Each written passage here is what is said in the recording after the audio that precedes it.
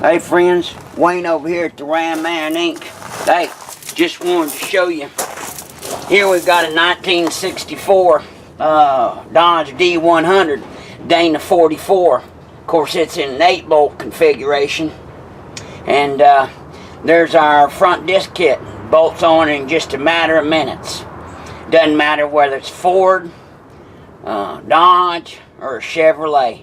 They're all that simple. It's the exact same parts. Goes up on that 44, whether it be an 8-bolt or the 5-bolt.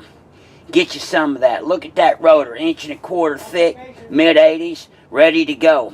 You know it? So, God bless you, God bless America, and completely transform your truck. Bye.